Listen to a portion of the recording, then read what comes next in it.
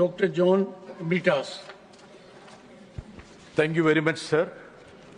Sir, the Honourable Minister is erudite enough to understand the nuances. Sir, MPs from Kerala must have met him more than a dozen times, telling him, conveying him about the serious situation that has arisen in Kerala, sir. Sir, wild boar menace has affected more than 250 panchayats, almost 54 constituencies in Kerala. 9,000 hectares of crops have been destroyed, devastated. Sir, when we passed this 1972 Wildlife Protection Act, the authority to declare a particular species as vermin was with the central government.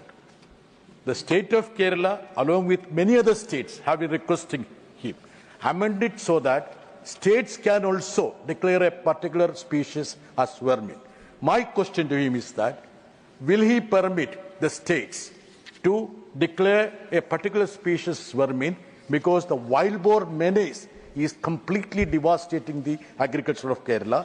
And second, B part of the question is that Kerala government had sought a special package of 1,000 crores rupees to mitigate the issues. Will he consider this too? Thank you very much, sir.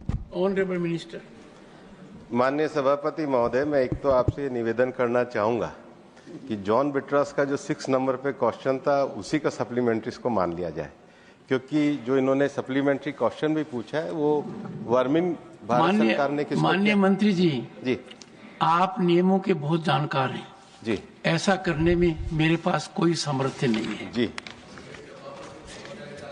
नहीं, मैं निवेदन उन्हीं से कर रहा हूँ, आपसे तो नहीं।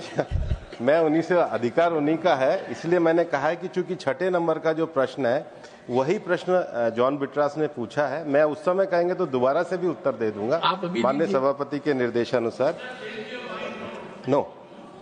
मैं जहां तक जॉन बिट्रास की बात है, ये जो हमारे केरल के सांसद मिले थे, उस परिस्थिति की गंभीरता को मैंने निश्चित रूप से जाना था और मैंने उन्हें कहा था कि मैं स्वयं केरल आऊंगा। फरवरी 2024 में मैं वायनाड गया भी था और विशेष रूप से आपके आग्रह पर ही वायनाड के मुल्लम तहसील में और पुल्लापल्ली में 2 जगह लगातार मैंने विजिट भी करी थी, क्षेत्र की विजिट भी करी थी। और वहां पर जो मैन एनिमल कॉन्फ्लिक्ट के लिए जो प्रश्न आपने उठाया था, हमने कहा था और हमने विशेष रूप से केरल सरकार को ये लिखा था 2020 में कि अगर कोई जंगली जानवर ऐसा लगता है कि फसलों को भी क्षति पहुंचा रहा है तो आप लोकल पंचायत के लोगों को भी ये पावर दे सकते हो। केवल ऐसा नहीं है फॉरेस्ट के लोगों को पावर है, लोकल पंचायत के लोगों को भी ये पावर दे सकते हो। जॉन बिट्रास संजीदा पत्रकार हैं, अखबार पढ़ते होंगे, कम से कम मलयाली अखबार तो जरूर पढ़ते होंगे। ये हाँ, केरल के एमपी, हाँ, इसीलिए मैं कह रहा हूँ कि मलयाली अखबार पढ़ते होंगे।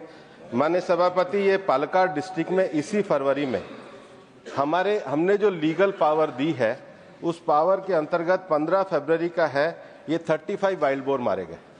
उसके बाद ये जो दूसरा है, ये सुधरपुर टाउन पालक्काड में ये मारे गए, ये सारे चित्र हैं।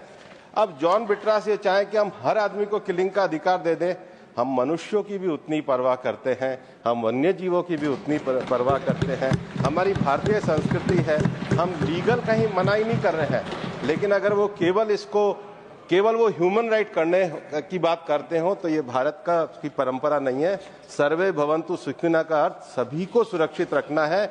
जहां तक नुकसान करने वाले लोगों की बात है, ये चित्र इस बात को दर्शाते हैं कि पूरे अधिकारों का प्रयोग भारत सरकार के निर्देश पे केरल में लोकल म्युनिसिपैलिटी द्वारा भी किया जा रहा है।